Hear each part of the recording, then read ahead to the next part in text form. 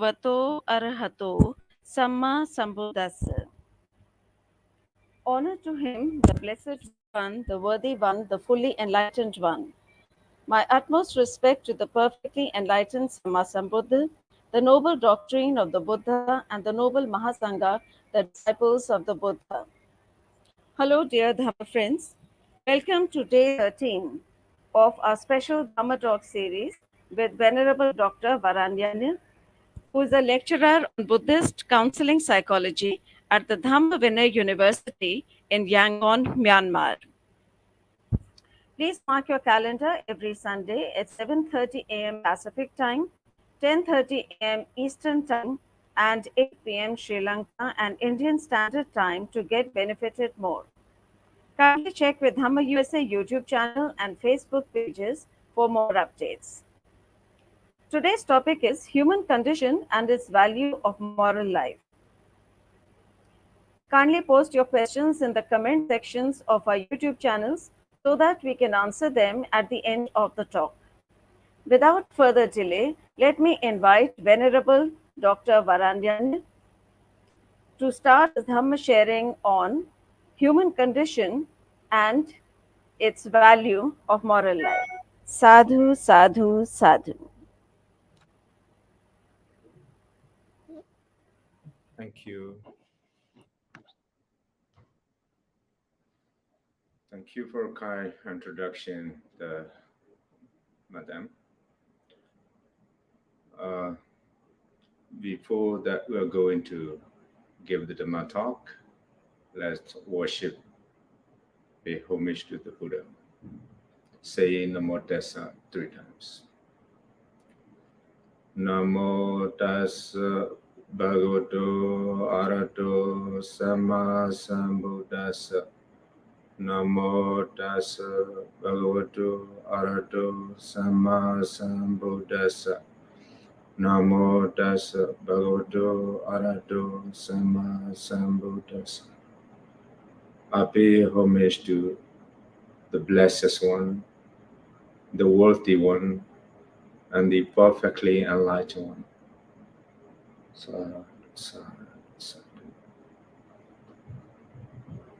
So today, good evening from Myanmar, good afternoon, and good morning, all of my friends. So a little late, sorry, I have to apologize to a little delay for the technological error. So anyway, today's topics, the given topic is human condition and its value of moral life. So obviously, the topic has two parts: human condition and moral life. Actually, it will be three parts: value and moral life, but basically two. So we are going to analyze first the human condition. What is our condition, human condition, our existence? It means analyzing our existence. And what is the significance of our condition, our existence? What is the value of our condition? That is the later part that we are going to talk about. As you have already known, in our Buddhist tradition, why we came here as a human being. So we come to the existence, come to be a human being. So is it clear that according to Buddhist teaching, why we came here, what kind of force causes there? But some religion or some non-religious people throughout history were thinking that why we came here, who sent us to this life. So endless questionings and investigating of life, discovering course of life. So such things were happening in the past, even today. Some people, they're trying to seek the courses of life. Who sent me to here? Just like a Bruno, a philosopher. So they have not answered. They have no answer. They have no answer actually, but they try to seek as far as they can. So that is what the title is about, our condition. So let me turn to the from Buddhist point of view. What is it? Our condition, our existence, our position. So in the Buddhist teaching,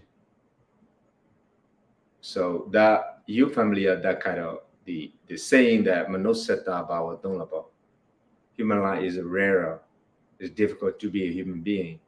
So what does it mean by that actually? So to be a human being, because geographically, let me say that geographically, the geographical way in the we come to be existent in this human world, the out of 31 realms existence, there's heavenly beings, 20 kinds of heavenly beings, 26 kinds of devas realms, and a human being, and the lower part of the unfortunate realms we call apaya, 4 kinds of steps or worlds there.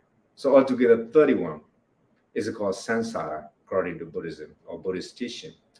So we can assume that human being, the realm is existing, located in the middle of this 31. Why we say that middle? Because human beings have destiny or energy or faculty to go up. If you want to go up, you can practice what is a good thing to go up. So if you are doing bad thing, so immoral or doing evil things, so it's easy to go down. That is what the Buddhist teachings say. So that is not something like philosophical, is it? We can see the reality. Even we cannot see some invisible creature, but we can see the animals. That is some of the lower realms, because they're what we say the unfortunate, because they are come to be existent according to their past karma. But they have no energy, they have no capacity to change their karma, but a human being has. That is what we are called the manussata bhava dullabha. We are fortunate to be a human being. So our existence, what does it mean, the human condition? Just one word, dukkha. The Buddha described that word, dukkha, suffering. Translations is translated as suffering. But there is the center, the core teaching of the Buddha. We can say that the core teaching of the Buddha, center teaching. Because suffering, the dukkha, can be analyzed based on 3 doctrines of discourse. The Dhamma Cariya, which is so venerated in Buddhist tradition and so well-known teaching. A discourses, the Dhamma Cariya, and the doctrine of the Four Noble Truths. The third one is the doctrine of Paticca Samuppada, dependent arising. Based on those 3, the Dhamma Cariya, doctrine of Four Noble Truths, Paticca Samuppada. These 3 teachings are essential to analyze our condition, our position, our human condition. Because those 3 clearly, these 3, the Buddhist doctrine discourses clearly highlight what is our condition, why we are here. because of Paticca you can see three lives: the past life, present life, and the future life. That is called the cycle of the samsara. Why we are rotating, what we're cycling in the samsara, is clearly showed that.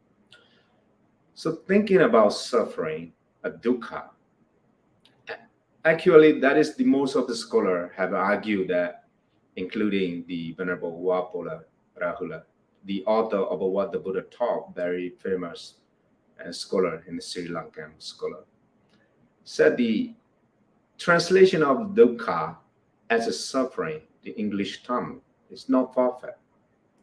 It's not much equivalent to the original meaning of the Pali term, the dukkha. But the Venerable said, but we have no other chance to translate this, just give it suffering, but it doesn't cover. We have to know that the main implication or full implication of the Buddhist teaching of this dukkha, because unsatisfactoriness or pain or suffering, because of this kind of translation or interpretation, some of the people give some critics to Buddhism or Buddhist teaching based on this teaching of suffering. Buddhism is like a pessimistic or negative, full of negative. It's saying about suffering, pain, unfortunate, or misery, or predicaments, so much thing that Buddhist teaching as the having teaching or talking about suffering.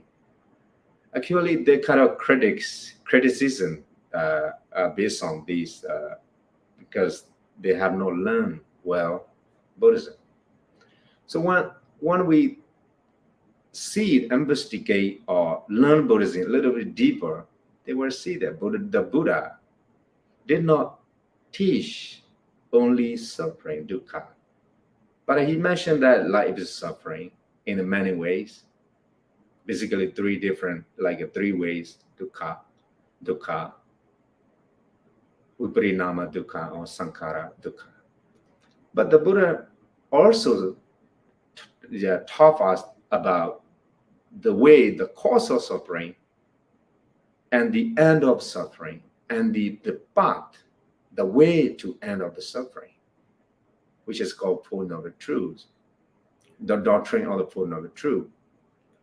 So that way, that is our condition. It means human condition. We can look around. We can see that we are dealing with that kind of experience every day. That is our condition. So based on these three sutta, so as I said that in the Paticca Dhammacakka Sutta, the physical suffering like jati, the birth, jara, decay, vyadi, pain, the death, and death, marana. So it's our physical, that kind of suffering belongs to our physical body. So other suffering like Pihi Vipayoga, you have already know that, associating with the someone you dislike. And at Pihi Vipayoga, disassociating someone you like, someone you love. So it's kind of suffering. Another one is a yampichan nalavati tambidokan. You did not get what you want. That is a kind of suffering. But the Buddha include all suffering into the term Pijubarana Kanda Dukkariya, Sankaitina. Pijubarana Kanda Dukkariya. This all kinds of the in the brief, grasping of the five aggregate is suffering. So the Buddha included in that way. So that is what do you mean by that? That kind of our condition, our position, our human condition, we can say just by one word, suffering. But the translation of the dukkha, the Buddha did not say the suffering, this is English term, we all know that. But dukkha is more philosophical way. Sometimes it cannot be translated or it cannot be covered as a translation of the suffering, as I said earlier. But as a Venerable Buddha say, it's better to give untranslated, because no word, not equivalent word to this. Anyway, we're saying unsatisfactoriness, pain, or suffering. If having understanding of this implication, it's okay. We can use it, that kind of English translation. But the point is not this. So what I want to highlight by this human condition, so that it means that is our condition. We are seeing, let's see that the Buddha Bodhisattva in the final life. He was born as a prince. So he was the predicted to be a king, monarchical king. But when he was, we know the age of the 29, came out from the palace, see that the dead man, the pain person who will suffer physically, and the dead person, he see that thing. We normal people see those kind of experience every day around us is happening. Everyone can see that. But the way to look at the thing is different. We see that as a natural. We are going to die and decay, and we are going to suffer. No one can avoid it. It belongs to everyone. It's a universal. But the way Bodhisattva see things, this thing is different. He see it as a problem. It's not. You see as not natural. It means he see it as a problem. If it is think it is a problem, there will be solution. But we normal people think it is natural, so we are not we don't attempt to try to find out the solution or the cause of this kind of experience. But Bodhisattva is different, because he being practicing, fulfilling that kind of wisdom to think this, to see things differently.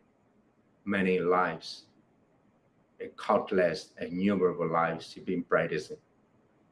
So that is the way that he, we all know that he came to the forest to seek the truth. After 6 years, become the Buddha, enlightened one. So it means this is something different. What he look and how we look the things around us. So it's happening in our environment, but we are seeing sometimes,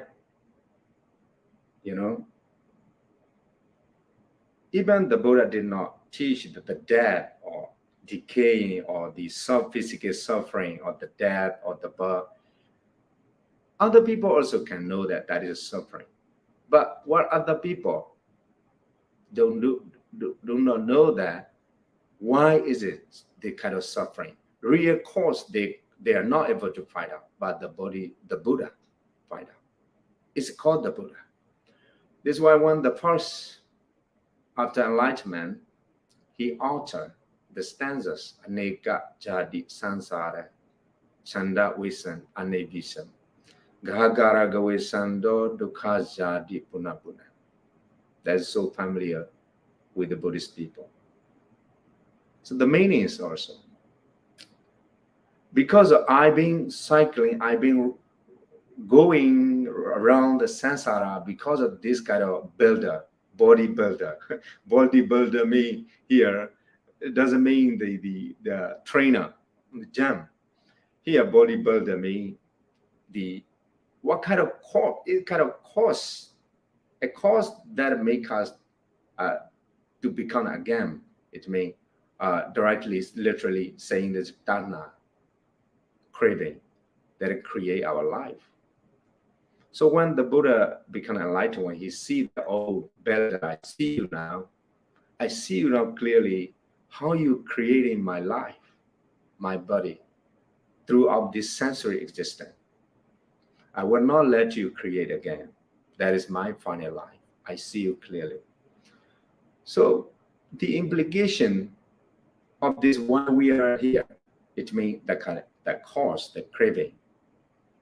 Bodhisattva, the Buddha, saw this and realized this and penetrated clearly by wisdom. So it means that the Buddha clearly see our condition.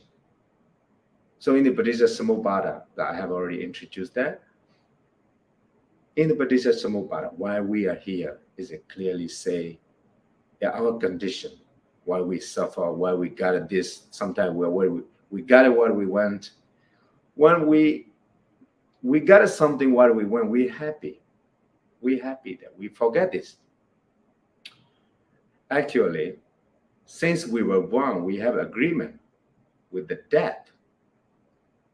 Just like when we use it, some kind of software, right? Application, our smartphone. So we download it, and we download this. And when we are download that one new application of the software, there are terms of condition or privacy policy or something like that. They have given some agreement. So we don't usually read all of these terms condition, but we simply made an agreement. We made it.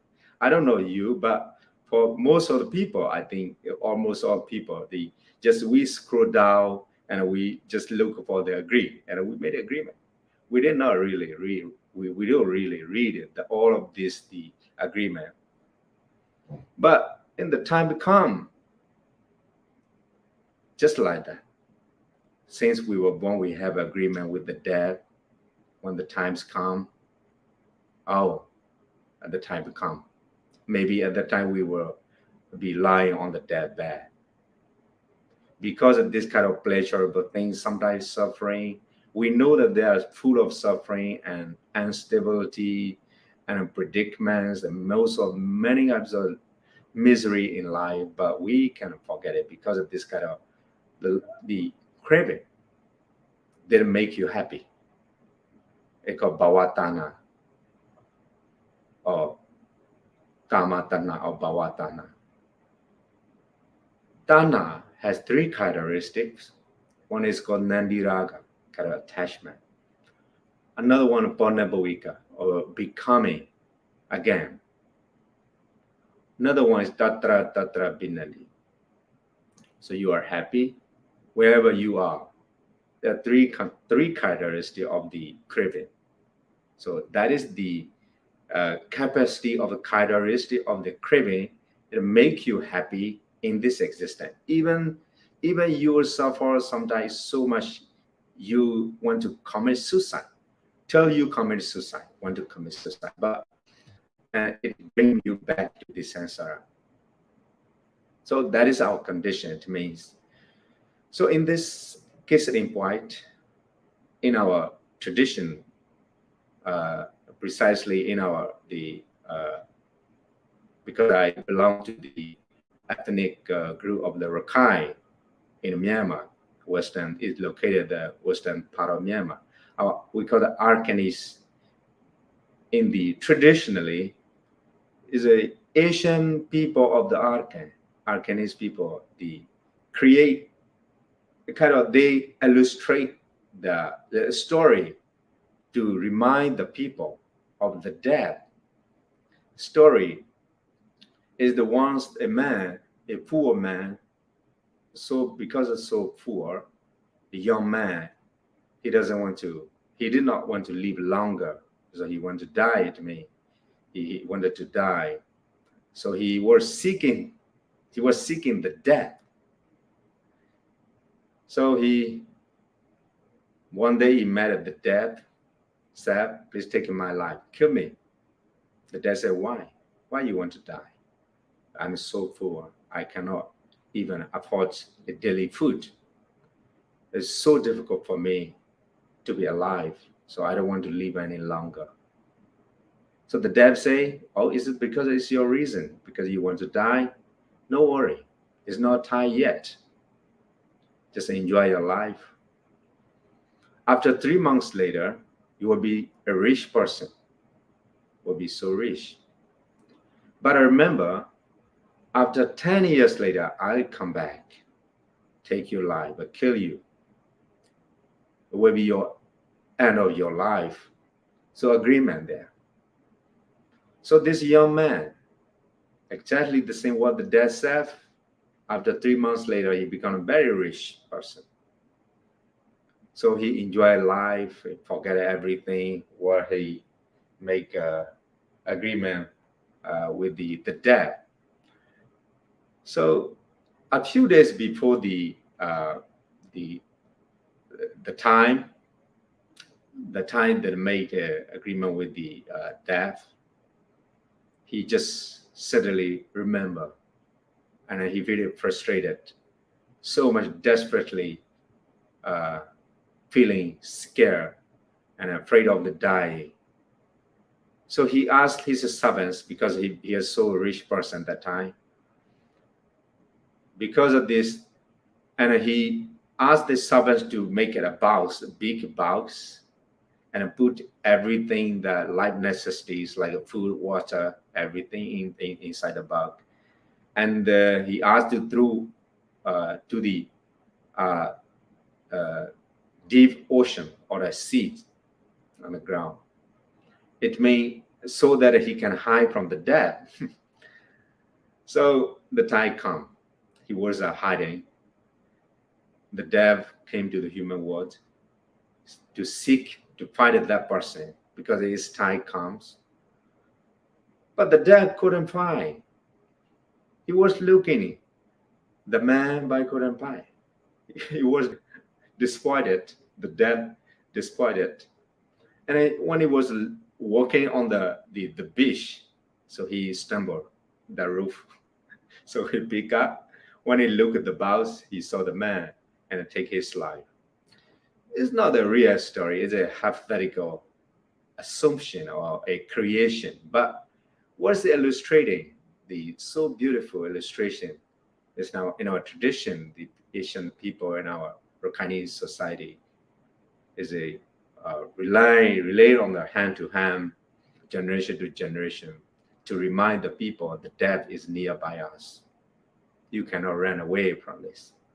So what does it mean? That is our condition. We belong to this. We belong to the kind of condition that is called human condition. It's called human condition. So as I said that basically when we say the suffering, three kinds of things: dukkha, physical pain, physically birth, decay, pain, and the death is called dukkha. Another one is the viparinama dukkha. Viparinama is a suffering through the change, because it's changing. So we suffer. Because you can be rich if you have enough effort, a way to be a rich person.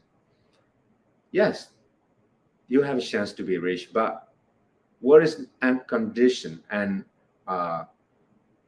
thing? The thing is the changing. You cannot maintain this all the time. Such richness, it means, is called viparinama dukkha. You might be born as a beautiful person, a handsome person, very pretty, but you cannot maintain this all the time, the whole life. That is called viparinama dukkha. Some people are so proud to be beautiful, so proud to be handsome.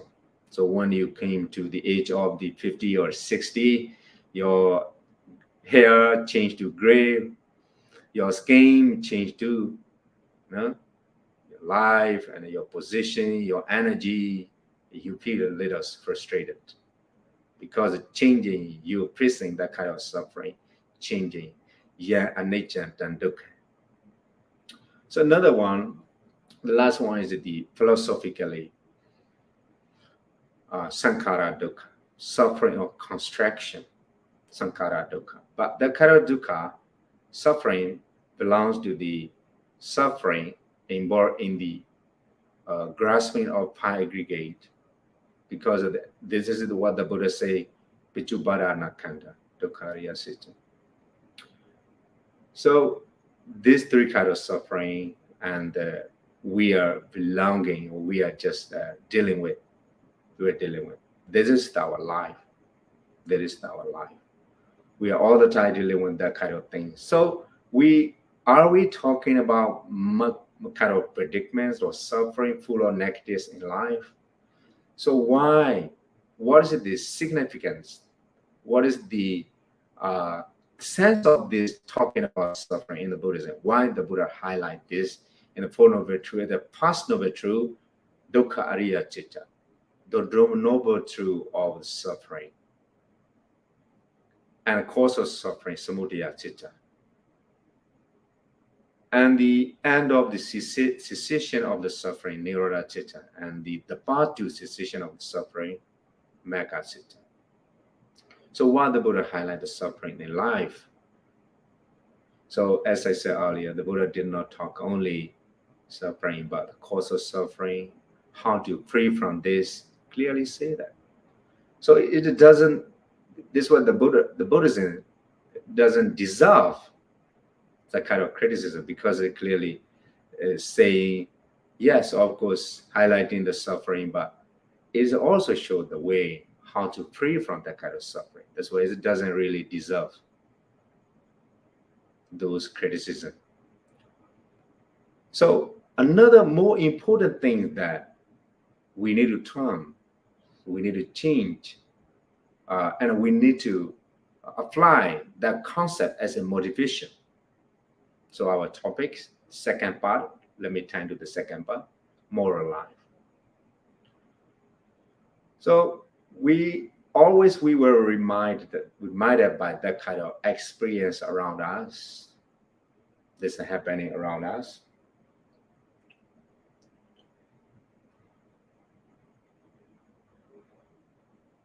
So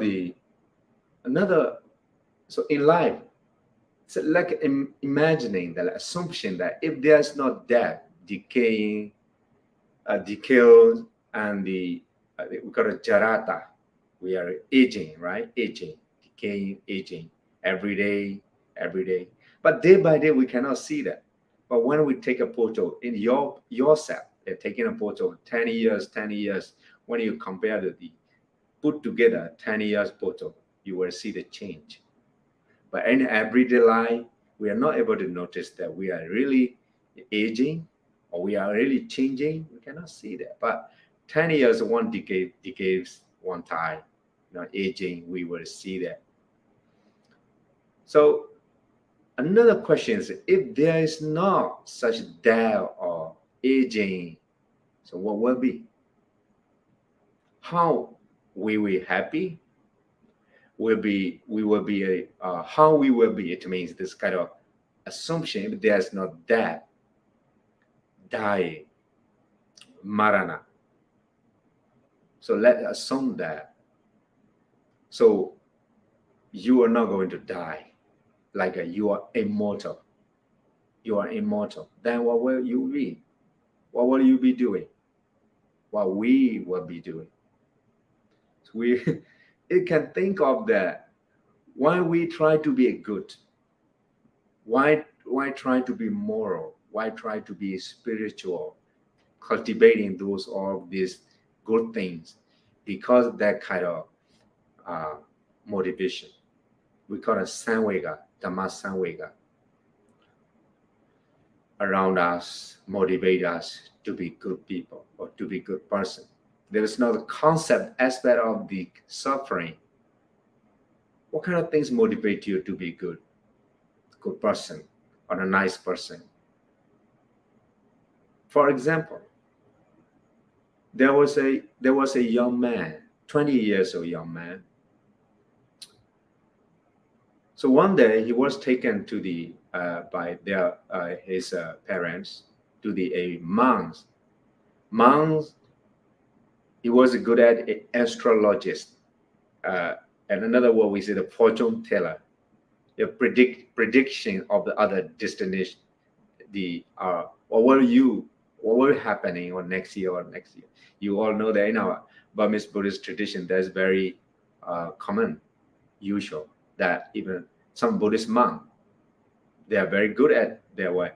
So if the man was taken to the venerable monks to be a predictor, to hear that it kind of telling, right? I don't know if the word astrologist, I think, the prediction, right? So the monks see his hand, there's a symbol, we call it Rakhine, right? So Pali word, that word. So the monks say he will be living 100 years, long life. He has such destiny to live 100 years. It's very good. It's very good. He was so fortunate, the monk say. So since then, the young man hearing this, that he are going to be living for 100 years, he drink and do every possible bad things, because whatever he does, he will be living 100 years. So thinking about this, he doing bad thing all the time. But after 6 years later, he passed away. Someone who was predicted for to live 100 years, but in reality, 6 years, because I'm drunk and I fall down to the ground. There's the roadside. He died. So the parents of this guy came to the monk, and in so much aggressive way that said to the monks, "You said 100 years, my son will be living, but now only 6 years he lived and died. What happened?" And in the funeral ceremony, these venerable monks came and looked at his hand. So it's already changed. Compared to the last 6 years, he remembered that he's a kind of symbol or characteristic of this. And his aura has been changed. Why change? Because in his destiny, he was so fortunate to live 100 years. Really, he will be living, but he destroyed his karma, the good karma, by doing bad things, or drinking and doing all, killing and stealing and other, going to a different woman, something like that, and then telling lie. So basically, this sila, right? Breaking those sila and doing other possible many kinds of evil things, he been destroying his good karma. We got the digging of this, undermining his karma. So that is the way. So we destroy our good karma. It means that. So what do I mean by that? What is that story is to illustrate that when we know that we'll be living longer life, mostly we turn to the bad way, immoral way, evil way. So the concept of the suffering, the death, the aging, those kind of predicaments remind you, motivate you to be good.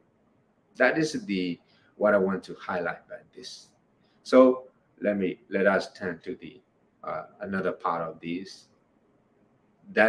So changing the title, we can change the title by this Samvega. By this Samvega. Can change the title from human condition is value of moral life into how the concept of the suffering and insignificant of moral life. It can be changed human condition and its value of moral life to the significant of the concept of the suffering is significant of moral life. Is the importance of moral life. How this it can be a motivation. How it motivates us to be moral. So that is what the main point of this talk, this topic. So okay, when we say moral last week, I think is Dhamma USA. I give also talk similarly, the practicing the psychological immunity by practicing those kind of moral things. But because of the we've been through these years during the in Sri Lanka, we see that because I've been there 2019, there were some boom blasts in the Easter day in the Christian church because of Sri Lanka suffered that time. Sri Lanka is mostly a tourist. The more kind of foreigners, they love to come to Sri Lanka because this boom blast, this stuff, and economic, there's difficulties there. That I'm not expert to say that, but that I know of from 2019 to up to now, because of COVID-19, nearly 2 years. So people that have been through suffered a lot, economic crisis and many other difficulties, predicaments have been through. And then now again come economy and the politics too. Many kinds of things come to us. So distraction or loss. The Buddhist teachings say, in the Buddhist teaching, there are 5 kinds of the distractions, loss. We call Pali word vyasana.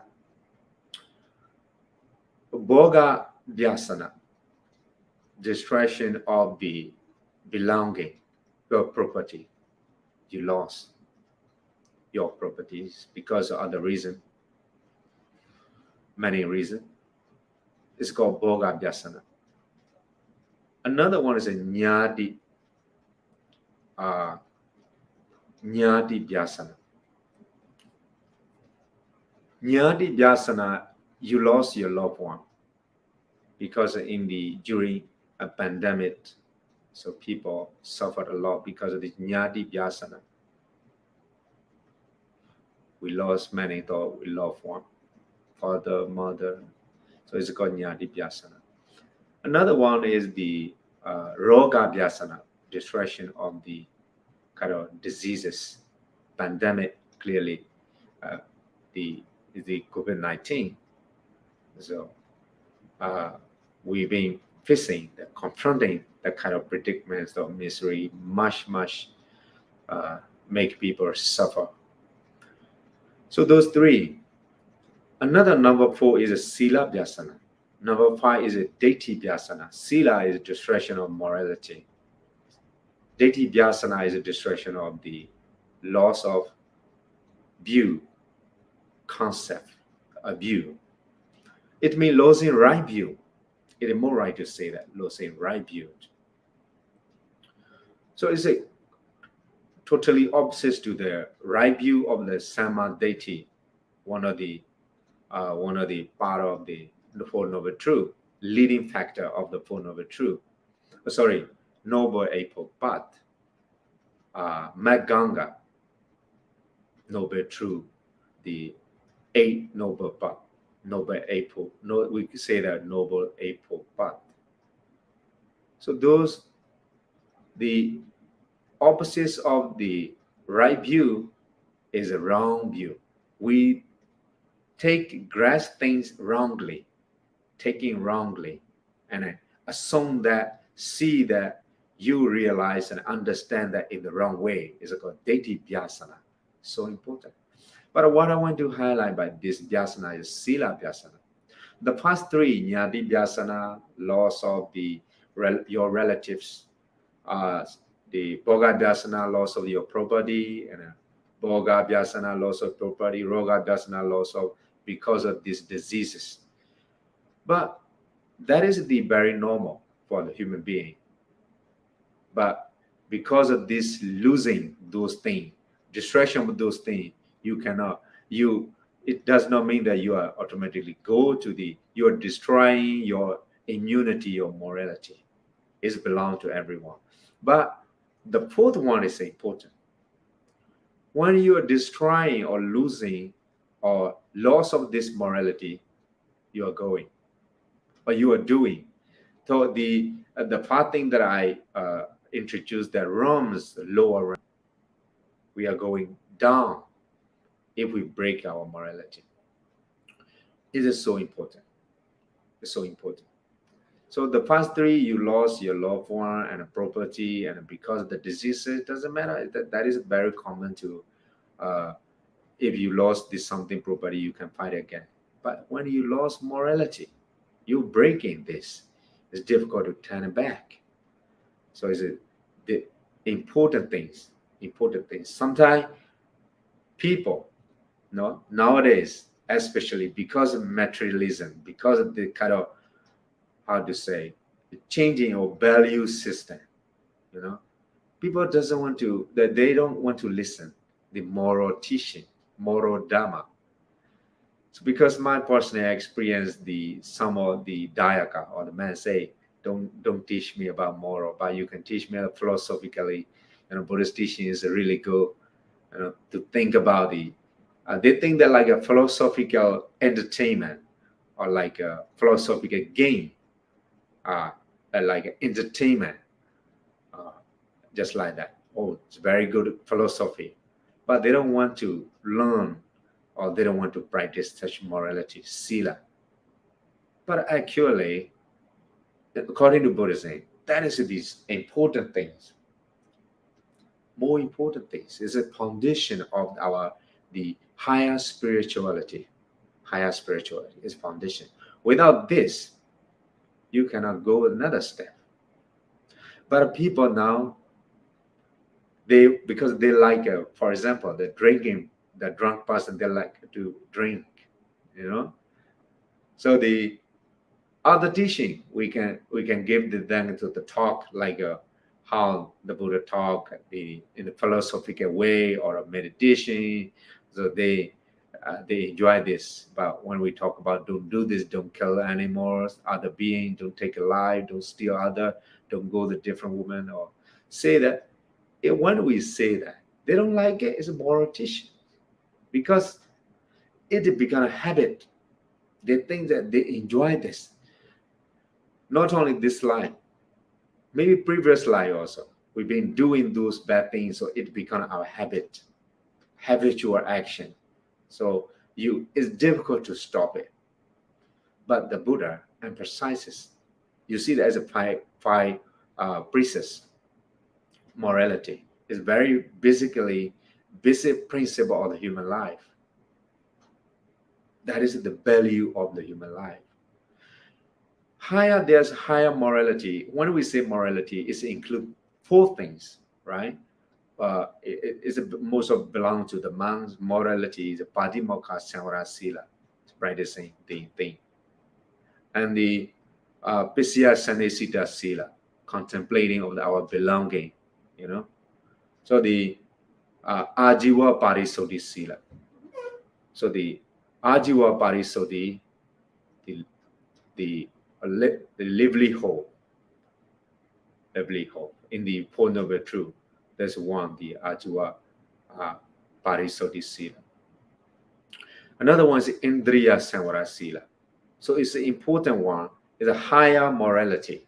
But we're basically saying that is a morality, the five precepts for the lay people, lay person. But those basic things are so important.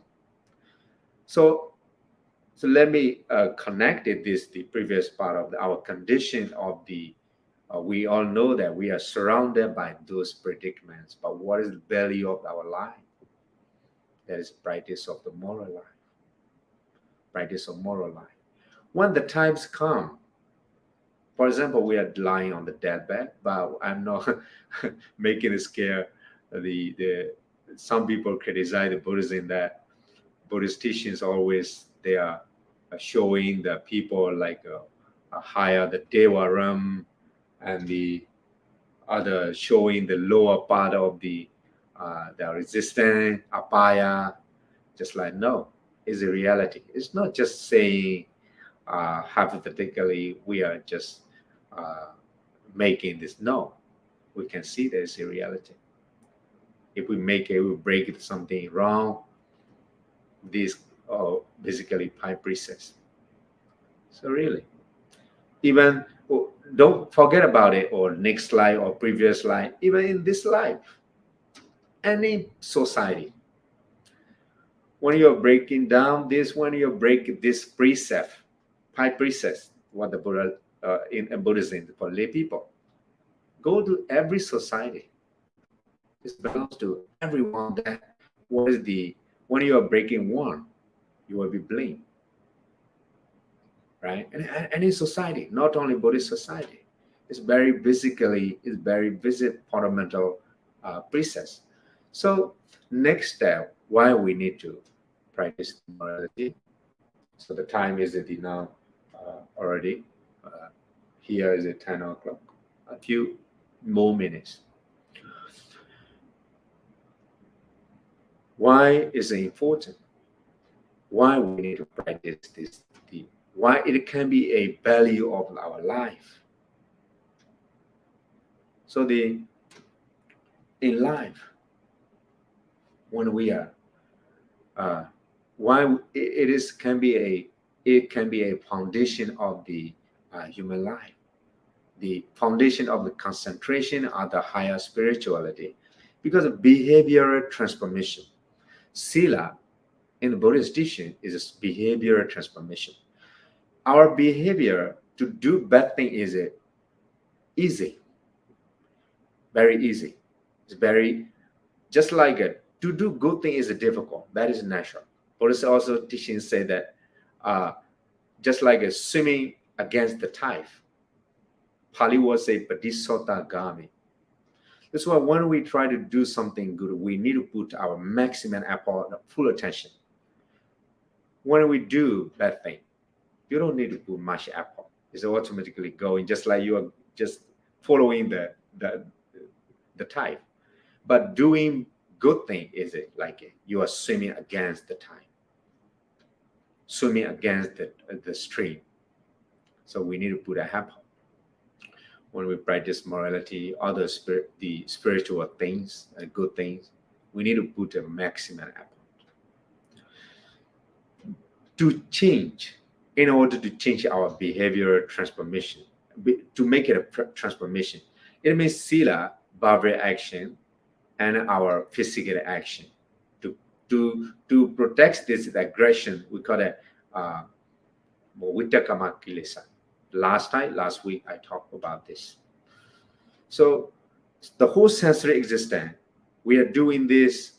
Sometimes you know that in your psychologically, you know that it should not be done, but your hand, your word already there. Why? It's become our habit.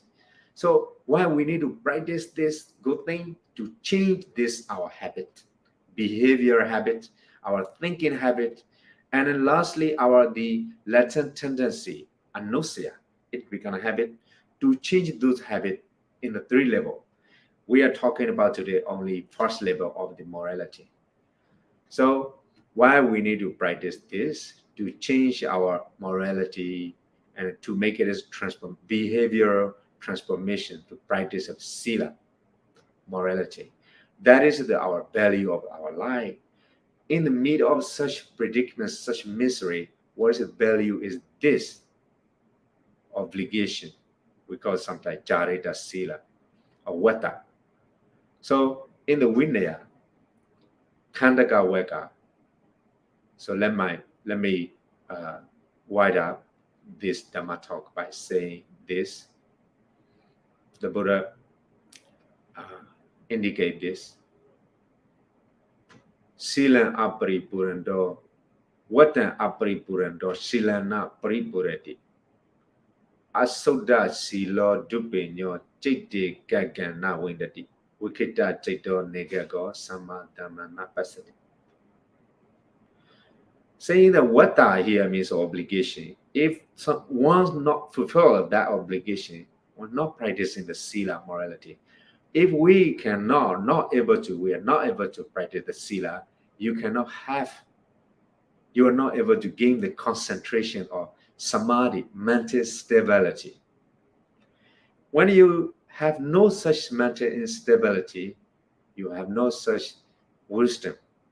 Samma Dhamma Napasti cannot see things as they really are. Yatha Buddha.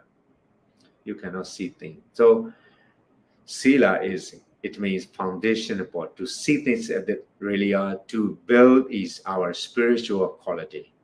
In another word, Sila is one of the parami, perfections also. The Buddha indicates important things in life, especially this era, this our age, our era, become so materialist. We become like this. As I said, that people don't want to listen the moral teaching. The moral teaching, it's happening there.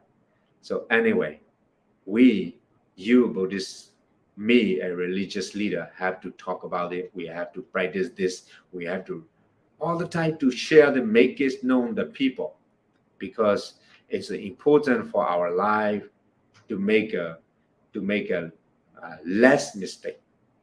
In the Anguttara Nikaya, the Buddha said the four kinds of sukha. But everyone wants to have the sukha, the happiness, right? Happiness. Even suicide bomber, someone who make a suicide, booming and killing himself and other people. Why he make this? Because he wants to get happiness next life. Maybe it's a religious leader say, if you make it, just commit suicide, booming, killing many people. It happened in Sri Lanka last a few years. So he will be born again in the higher realm and happy, enjoy the life because of this uh, wanting, a desire of happiness. Everyone wants to be happy. It means that. So the Buddha say the four kinds of happiness. Saying this, the Boga Sukha, Ati Sukha, having of happiness of the having. Boga Sukha, happiness of consuming. Another one is Anana Sukha, happiness of the depthless. Depth, when you have depth, you're not happy, right? And the last one is a Anavija Sukha, happiness of less mistake, happiness of the blameless.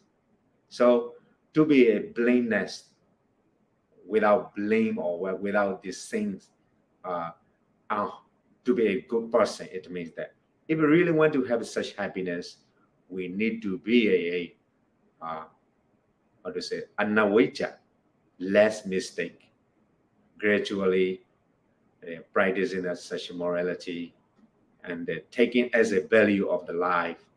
Here's our condition. This condition motivates us to practice morality.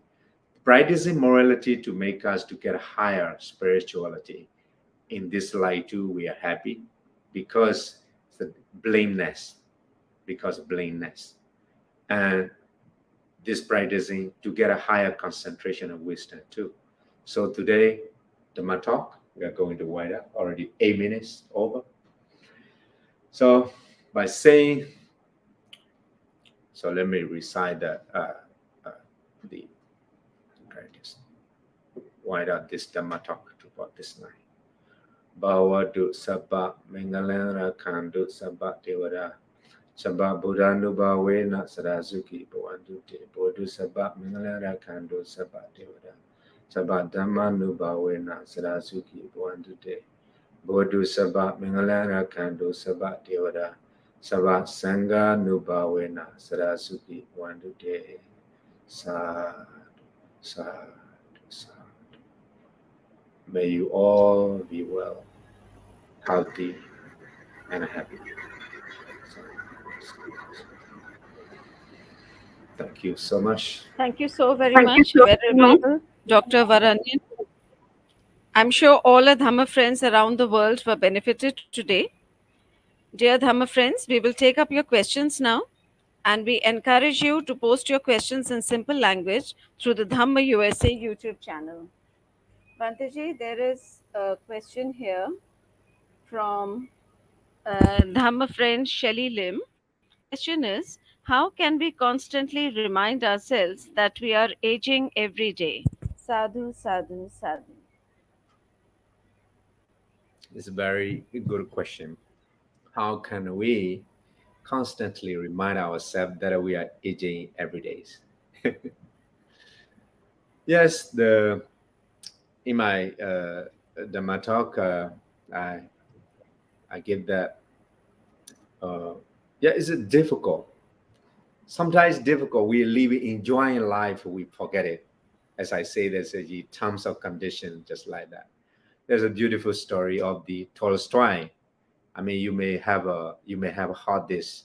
The writer of the Peace and War and Peace, very famous author, a Russian author. So life is just like we are surrounded by the many kinds of predators, animals, lion, and tigers, but we running from them. But one place there's no way, no place, no space to run and move. So you jump down. At the time, from the so you are just taking the branch, one branch, and you are going down to the water. In the water, you see that there's a crocodile just going to eat you.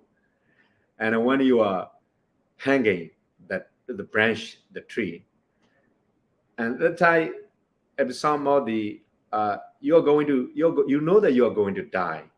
But at that time, you see that one of the one of the drop of the honey on the leaves over the leaf, and then you lick it and you enjoy that kind of drop of the honey, and you forget everything.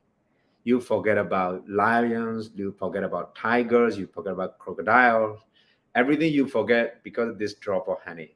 It's a very famous story, similar also to the Buddhist teaching. So what do I mean by that? We forget it. Why we constantly remind, as I say that, uh, constantly every day to remind that it's better to take a photo. You may have a 10 years, last 10 years photo, and you compare this. You will see these differences. How you, maybe your hair, maybe you may, if you are young, even young, you can compare the photo 10 years ago and the taken photo now. So you will see the differences. That is the way that I recommend that you will see to remind yourself or ourselves we are aging every day, gradually. Thank you. I think uh, am I answering your question? I think yes. Sadhu, sadhu, sadhu. There are no more questions, Venerable. So, with that, we conclude today's Dhamma sharing and look forward to meeting you with more insightful Dhamma sharings in the coming weeks. Let's keep our palms together close to our hearts and pay respect to Venerable Dr. Varanyana with three sadhus. May you always be well, happy, and healthy, dear Venerable. Sabbe tiyo vivajjantu, sab rogo vinasatu, mate bhavatvantarayo, sukhi digayuko bhava. Sadhu, sadhu, sadhu. See you again next week at the same time. Good night and Teruvan Saranai. Thank you. Thank you. Thank you.